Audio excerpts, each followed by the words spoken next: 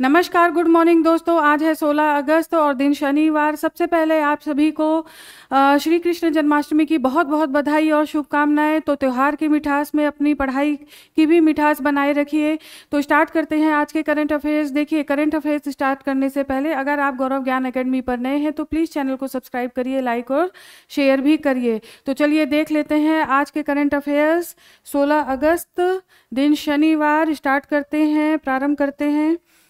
हाल ही में भारत ने मानवीय सहायता के तहत किस देश को 5 मीट्रिक टन लोबिया काली आंख वाली फली के बीज भेजे हैं? तो यहाँ पर देखिए राइट आंसर है फिजी। फिजी को भारत के द्वारा ये सहायता दी गई है और आपको फिजी को मैप में देखना चाहिए। ज्ञानवीरों, मैप में जरूर देख लीजिएगा, इसी तरीके से आपका मैप तैयार होता चला जाएगा। नेक्स्ट क्वेश्चन देखिए, 21 से 23 अगस्त 2025 को आयोजित होने वाले खेलो इंडिया जल खेल महोत्सव का शुभंकर कौन है? तो यहाँ पर हिमालयन किंगफिशर शुभंकर बनाया गया है। इसका बनाने का उद्देश्य ये है साहस, साहस, हर परिस्थिति में अनुकूल, परिस्थिति में अनुकूल शौर्य, इसकी वजह से ये शुभांकर बनाया गया है। और यहाँ पर करीब 400 एथलीट भाग लेने वाले हैं। ठीक है, 400 एथलीट भाग लेने वाले हैं। इससे पहले देखिए, अगर आपको याद हो तो खेलो इंडिया जो बीच गेम्स हुआ था, खेलो इंडिया जो बीच गेम्स हुआ था वो ज्ञानवीरों कहाँ पर हुआ था? तो वो हुआ था आपका दीव में। ठीक है, दीव में हुआ था। और अगर हम कश्मीर की बात करें, देखिए ये जो जल महोत्सव है, ये खेलो इंडिया जल महोत्सव, ये श्रीनगर में आयोजित किया जाएगा। श्रीनगर से ही इसकी घोषणा भी की गई थी। और आप देखिए इसमें ये अगर जम्मू कश्मीर की बात की जाए तो ये दूसरी बार है जहाँ पर खेलो इंडिया का आयोजन किया जा रहा है। खेलो इंडिया का आयोजन किया जा रहा है पहली बार मार्च में गुलमर्ग में। ज्ञानवीरों, गुलमर्ग में शीतकालीन खेलो इंडिया का आयोजन किया गया था। तो आपको इतने फैक्ट यहाँ पर याद रखने हैं। और श्रीनगर से इसकी घोषणा की गई थी, ये चीज़ भी आपको ध्यान रखनी है। आ जाइए ज्ञानवीरों, नेक्स्ट क्वेश्चन देखते हैं क्या है आज का। हाल ही में हेलमेट फॉर सेफ्टी पहल किस राज्य केंद्र शासित प्रदेश के मुख्यमंत्री द्वारा शुरू की गई? तो यहाँ पर रेखा गुप्ता दिल्ली की मुख्यमंत्री के द्वारा शुरू की गई। देखिए हेलमेट फॉर सेफ्टी, इनका कहना है कि 10 में से जो 4 एक्सीडेंट होते हैं वो हेलमेट नहीं लगाने के कारण होते हैं। जो 4 दुर्घटना में मृत्यु होती है वो हेलमेट नहीं लगाने के कारण होती है। आ जाइए नेक्स्ट देखते हैं। भारत फ्रांस महासागर मिशन के तहत उत्तरी अटलांटिक महासागर में 5000 मीटर की गहराई पर गोता लगाने वाली भारतीय इक्वेनॉट और वैज्ञानिक कौन है? तो यहाँ पर राइट आंसर है नौसेना कमांडर जितेंद्र और NIOT वैज्ञानिक राजू रमेश। जो जितेंद्र हैं, अगर इनका अकेले नाम आपसे पूछा जाए तो इनका पूरा नाम है जितेंद्र पाल सिंह। ठीक है, जितेंद्र पाल सिंह। तो शुभांशु शुक्ला की कामयाबी के बाद देखिए, अभी हालांकि ये भारत फ्रांस के सहयोग से ये सफलता प्राप्त हुई है। अब भारत का जो अगला टारगेट है वो स्वदेशी मिशन के तहत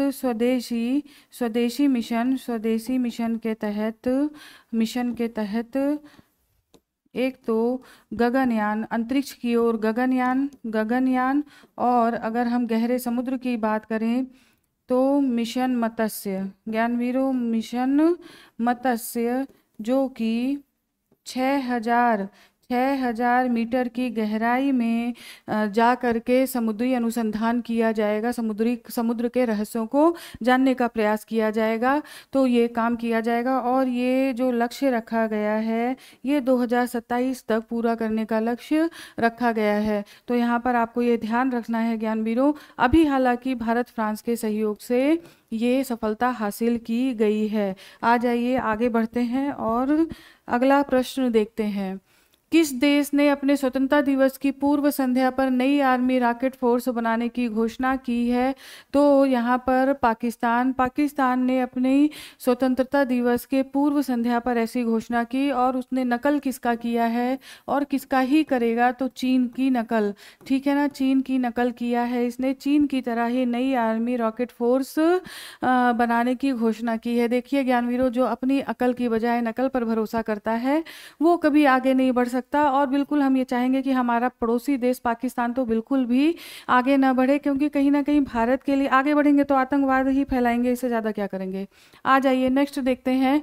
यूनेस्को ने अंतर्राष्ट्रीय आदिवासी भाषा दशक 2022 से 32 के लिए ग्लोबल टास्क फोर्स की संचालन समिति में सह अध्यक्ष के रूप में किसे नियुक्त किया है? तो ज्ञानवीरों, यहाँ पर राइट आंसर है डॉक्टर अनाबेल बेंजामिन, ठीक है, डॉक्टर अनाबेल बेंजामिन। आपको ये नाम याद रखना है, क्योंकि पहली बार एशिया के क्षेत्र से इतनी बड़ी जिम्मेदारी सौंपी गई है डॉक्टर बेंजामिन को। और ये कौन है तो इनके बारे में जानिए। ये DU के असिस्टेंट प्रोफेसर हैं, ठीक है। और इसके साथ ही साथ इनका जो संबंध है वो झारखंड राज्य के उरांव जनजाति, ज्ञानवीरों उरांव जनजाति भी कई बार पूछी जाती है। उरांव जनजाति या आदिवासी समुदाय से संबंधित हैं, तो उरांव जनजाति से संबंधित हैं और इन्हें ये जिम्मेदारी सौंपी गई है। आपको ये नाम ध्यान रखना है यूनेस्को के द्वारा। आ जाइए नेक्स्ट देखते हैं। और ये आपको जो दशक है आदिवासी भाषा दशक, ये भी ध्यान रखना है 2022 से 32 तक। नेक्स्ट देखिए, राष्ट्र के 79वें स्वतंत्रता दिवस समारोह में विशेष अतिथि के रूप में कितने सरपंच शामिल हुए? तो यहाँ पर राइट आंसर है 85 सरपंच। ज्ञानवीरों, 85 सरपंच पहली बार इस तरीके से विशेष अतिथि के रूप में इन्हें शामिल किया गया है सभी राज्यों और केंद्र शासित प्रदेशों से। आ जाइए अगला प्रश्न देखते हैं। पुरुषों की 3000 मीटर दौड़ में गुलबीर द्वारा नेशनल रिकॉर्ड किस प्रतियोगिता में बनाया गया? तो यहाँ पर राइट आंसर है हंगेरियन ग्रां प्री 2025, ठीक है। तो आपको इसमें क्या याद रखना है, एक तो ये है 3000 मीटर की दौड़ और नाम है गुलबीर, ठीक है। ये दो चीज़ आपको याद रखनी है। इसके साथ ही साथ यहाँ पर देखिए ये बुडापेस्ट, ठीक है ना, ये जो आयोजन हुआ है वो बुडापेस्ट में किया गया है, तो आपको ये ध्यान रखना है। आ जाइए आगे बढ़ते हैं। ऑपरेशन सिंदूर में शहीद हुए किन 2 जवानों को मरणोपरांत वीर चक्र से सम्मानित किया गया? तो यहाँ पर राइट आंसर है शहीद SI इम्तियाज और कांस्टेबल चिंगाखम। देखिए इन दोनों को वीर पुरस्कार, वीर चक्र दिया गया। तो देखिए परमवीर चक्र युद्ध काल का सर्वोच्च पुरस्कार है, आप देख लीजिए परमवीर चक्र, ठीक है। परमवीर चक्र, अगर युद्धकालीन पुरस्कार की बात की जाए, युद्धकालीन सर्वोच्च पुरस्कार की, ठीक है, युद्धकालीन पुरस्कार, तो वो मिलता है परमवीर चक्र, ठीक है। सेकंड नंबर पर है महावीर चक्र और थर्ड नंबर है वीर चक्र। तो आपको ये ध्यान रखना है और ये दोनों नाम आपको ध्यान रखने हैं क्योंकि ये मरणोपरांत मिला है ज्ञानवीरों। सबसे बड़ी बात ये है, ये प्रश्न इसलिए इम्पोर्टेंट है क्योंकि ये मरणोपरांत मिला है, तो इसलिए आपको ये दो नाम ध्यान रखने हैं। हालांकि वीर चक्र 4 लोगों को दिया गया है, लेकिन ये शहीद हुए जवानों को मिला है, तो आपको ये ध्यान रखना है।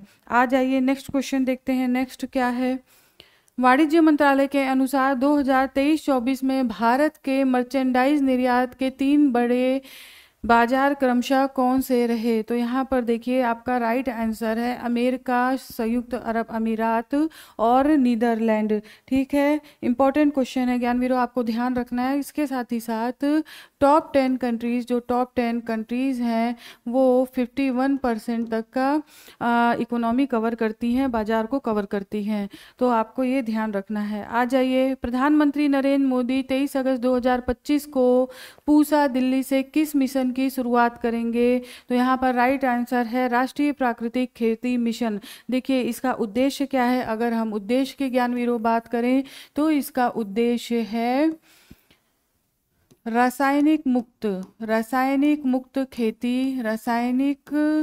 मुक्त खेती को बढ़ावा देना। ठीक है, बढ़ावा देना या रसायन मुक्त खेती को बढ़ावा देना, रासायनिक मुक्त खेती को बढ़ावा देना। इसी को ज्ञानवीरों पर्यावरण अनुकूल खेती भी बोला जाता है। ठीक है, पर्यावरण अनुकूल खेती भी बोला जाता है। ये 2024 में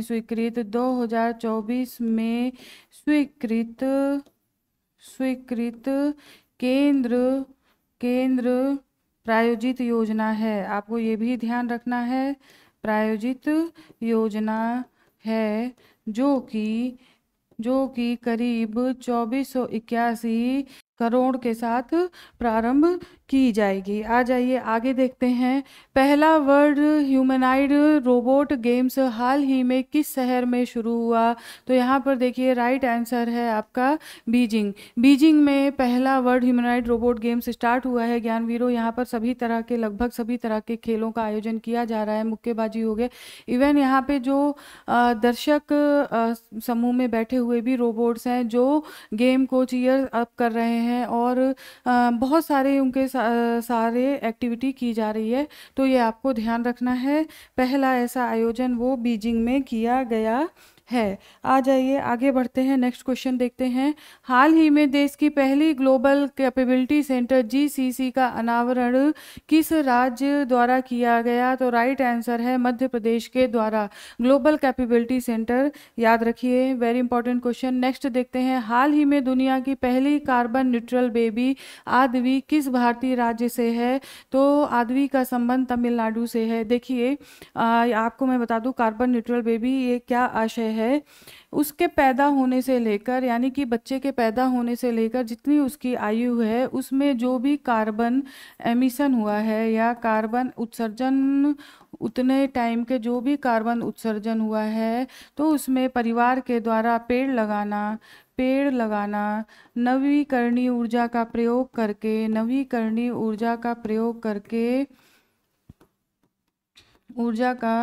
करके उसे कार्बन एमिशन को बैलेंस करना ही कार्बन न्यूट्रल बेबी की परिभाषा है। ठीक है ना, नवीकरणीय ऊर्जा का प्रयोग करके बैलेंस करना, ठीक है, संतुलन करना ही,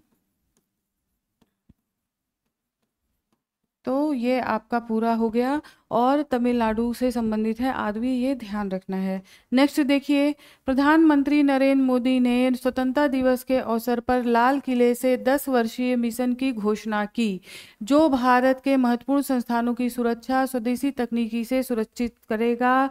तो ये है मिशन सुदर्शन चक्र। ज्ञानवीरों ध्यान रखना है, मिशन सुदर्शन चक्र के माध्यम से जो भी रक्षा के क्षेत्र हैं, जो भी रक्षा उत्पादन से संबंधित जितनी भी संस्थाएं हैं, जो भी चीज़ें हैं, उसकी सुरक्षा इसके तहत की जाएगी। और इसकी घोषणा स्वतंत्रता दिवस के अवसर पर लाल किले से प्रधानमंत्री के द्वारा की गई। कई बार ऐसा क्वेश्चन भी पूछा जाता है कि इसकी घोषणा कहाँ से की गई, तो आपको ये ध्यान रखना है। आ जाइए नेक्स्ट देखते हैं। और कल एक और घोषणा प्रधानमंत्री के द्वारा की गई, हालांकि इसके बारे में मैंने पहले पढ़ा दिया है, लेकिन यहाँ पर बहुत सारी चीज़ें कल लाल किले के भाषण से निकल के आई, तो वहाँ पर हम देख लेते हैं क्या क्या चीज़ें हैं। देखिए, प्रधानमंत्री विकसित भारत रोजगार योजना की घोषणा की गई 15 अगस्त 2025 को 79वें स्वतंत्रता दिवस के अवसर पर। देखिए आपको ये भी ध्यान रखना है, 79 स्वतंत्रता दिवस कल मनाया गया, तो लाल किले से घोषणा की गई। इसकी मुख्य विशेषताएं क्या है? देखिए, पहली बार नौकरी पाने वाले युवाओं के लिए प्रत्यक्ष वित्तीय सहायता दी जाएगी। इसके तहत युवाओं को प्रत्यक्ष वित्तीय सहायता, यानी कि सीधे खाते में पैसे डाले जाएंगे। कोई भी वो युवा जो जो निजी क्षेत्र में अपनी पहली नौकरी प्राप्त करेगा उसे सरकार की ओर से सीधे 15,000 रुपये की राशि दी जाएगी ज्ञानवीरों। और ये हर मंथ नहीं है, ये एक बार की राशि है, तो इससे कंफ्यूज मत होइएगा। नेक्स्ट आ जाइए, इसका उद्देश्य क्या है? युवाओं को औपचारिक रोजगार में स्थानांतरित होने में मदद करना और संगठित क्षेत्र में उनकी भागीदारी बढ़ाना। आगे देखते हैं, ये प्रोत्साहन किस तरीके से करेगा? निरंतर रोजगार सृजन करने वाली कंपनियों को वित्तीय प्रोत्साहन दिए जाएंगे, यानी कि जिन कंपनियों के द्वारा ये काम किया जाएगा, जिन कंपनियों के द्वारा ऐसे लोगों को रोजगार प्रदान किया जाएगा, उनको भी वित्तीय सहायता सरकार के द्वारा की जाएगी। अतिरिक्त कर्मचारियों को नियुक्त करने पर नियोक्ताओं को प्रति नए कर्मचारी पर 3,000 रुपये प्रति माह की सहायता भी दी जाएगी। दूसरा चीज हो गया, इसके साथ ही साथ मैन्युफैक्चरिंग के लिए विशेष लाभ की योजना है ताकि बड़े पैमाने पर रोजगार पैदा हो सके। तो ज्ञानवीरों देखिए, कई बार स्टेटमेंट में क्वेश्चन आपसे पूछा जाता है, तो वहां पर ये आपको कंप्लीट इस तरीके से मिल जाएगा। नेक्स्ट देखिए, इसके लक्ष्य क्या हैं और इसका पैमाना क्या है? कुल निवेश 1 लाख करोड़, सरकार के द्वारा 1 लाख करोड़ का खर्च किया जाएगा। कुल रोजगार का जो लक्ष्य है वो अगले 2 वर्ष में 3.5 करोड़। देखिए ज्ञानवीरों, आप इसमें कंफ्यूज नहीं होना, इसको जरूर ध्यान रखना, क्योंकि ये ऐसे क्वेश्चन पूछे जाते हैं कि कितने वर्ष में, 2 वर्ष में 3.5 करोड़, तो आपको ये ध्यान रखना है। नेक्स्ट देखिए, पहली बार कार्यबल में शामिल होने वाले लाभार्थी 1.9 करोड़ है। कार्यान्वयन और निगरानी श्रम और रोजगार मंत्रालय के द्वारा इसका कार्यान्वयन, इसकी योजना का संचालन किया जाएगा, जबकि ईपीएफओ यानी कि कर्मचारी भविष्य निधि संगठन के द्वारा इसका पहचान और सत्यापन किया जाएगा कि कौन लोग इसके योग्य हैं जो रोजगार को प्राप्त कर रहे हैं और कौन नहीं, तो ये काम किया जाएगा ईपीएफओ के द्वारा। तो ज्ञानवीरों देखिए, आज का यहाँ पर हम लोग करंट अफेयर कंप्लीट कर चुके हैं। नेक्स्ट आप अभी करंट अफेयर का नेक्स्ट आप 2 मिनट क्विक रिवीजन देख लीजिए। चलिए स्टार्ट करते हैं, फटाफट से देखते हैं। उलझी फ्रीडम शील्ड नामक वार्षिक संयुक्त सैन्य अभ्यास 18 अगस्त 2025 से किन 2 देशों के बीच आयोजित किया जाएगा? राइट आंसर दक्षिण कोरिया और अमेरिका। हाल ही में किस राज्य सरकार ने माधुरी दीक्षित को हथकरघा उद्योग का ब्रांड एम्बेसडर नियुक्त किया? उड़ीसा। नेक्स्ट, एनपीसीआई ने 1 अक्टूबर 2025 से यूपीआई पर किस सुविधा को पूरी तरह बंद करने का निर्देश दिया है? UPI collect request. नेक्स्ट, विदेश मंत्रालय के अनुसार सबसे अधिक भारतीय कैदियों की संख्या किन देशों में क्रमशः पाई गई? नेक्स्ट, इसका आंसर है संयुक्त अरब अमीरात, सऊदी अरब, नेपाल, कतर। नेक्स्ट देखिए, यूआईडीएआई ने आधार की सुरक्षा मजबूत करने के लिए किस संस्थान के साथ 5 साल का R&D समझौता किया है? भारतीय सांख्यिकी संस्थान। नेक्स्ट, लावारिस कुत्तों के काटने के कारण रेबीज से होने वाली सबसे अधिक मृत्यु किस देश में होती है? Right answer Bharat. हाल ही में किस राज्य ने धर्म स्वतंत्रता संशोधन विधेयक 2025 को लाने के प्रस्ताव को मंजूरी दी? उत्तराखंड। हाल ही में SMFG इंडिया क्रेडिट का मुख्य कार्यकारी अधिकारी CEO किसे नियुक्त किया गया? रवि नारायणन। नेक्स्ट, हाल ही में भारत और किस देश ने नई दिल्ली में 3रे मंत्री स्तरीय गोलमेज सम्मेलन में रणनीतिक साझेदारी को मजबूत किया? सिंगापुर। हाल ही में वेस पेस जिनका निधन हो गया किस खेल से जुड़े हुए महान खिलाड़ी थे? हॉकी। नेक्स्ट, हाल ही में 97 वर्ष की आयु में निधन होने वाली सुभाष चंद्र बोस की सहयोगी कौन थी? भारती चौधरी। नेक्स्ट, 15वीं हॉकी इंडिया जूनियर महिला राष्ट्रीय चैंपियनशिप 2025 का खिताब किस राज्य की टीम ने जीता? झारखंड ने। हाई अलर्ट फैक्ट, भारत में 239.30 मिलियन टन दूध का उत्पादन होता है, ऐसा लोकसभा में बताया गया। इसके अनुसार 1998 से दुनिया का सबसे बड़ा दूध उत्पादक देश रहा है भारत।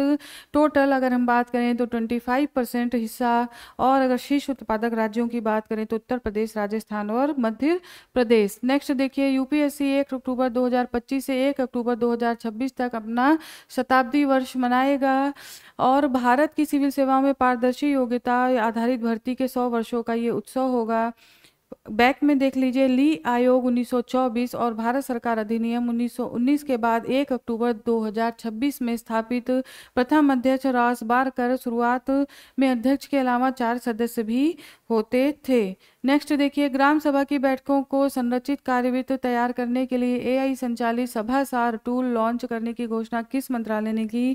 केंद्रीय पंचायती राज मंत्रालय। नेक्स्ट, हाल ही में किस राज्य सरकार ने आपातकाल के दौरान जेल में बंद राजनीतिक कैदियों के लिए JP सेनानी योजना के तहत पेंशन राशि को दुगना किया? राइट आंसर है बिहार। आगे देखिए, अन्य महत्वपूर्ण तथ्य के तहत भारत 2030 राष्ट्रमंडल खेलों की मेजबानी के लिए बोली लगाएगा और बोली लगाने को औपचारिक मंजूरी प्राप्त हो चुकी है। मेजबान शहर मेनली अहमदाबाद को चुना गया है, लेकिन भुवनेश्वर और दिल्ली में भी आयोजन हो सकता है। अभी शहर का नाम निश्चित नहीं है। नेक्स्ट देखिए, Rajiv Pratap Rudy constitution club of India के महासचिव के रूप में अपना पद बरकरार रखा। इन्होंने अपने ही समकक्ष संजीव कुमार बालियान को 102 मतों से पराजित किया। देखिए, आज के करंट अफेयर्स ज्ञान वीरो कंप्लीट होते हैं। फिर आपके सामने उपस्थित होती हूँ मंडे को कुछ नए अपडेट्स के साथ। तब तक त्योहार तो मनाइए ही, साथ ही साथ पढ़ाई भी करते रहिए। आपका दिन शुभ हो।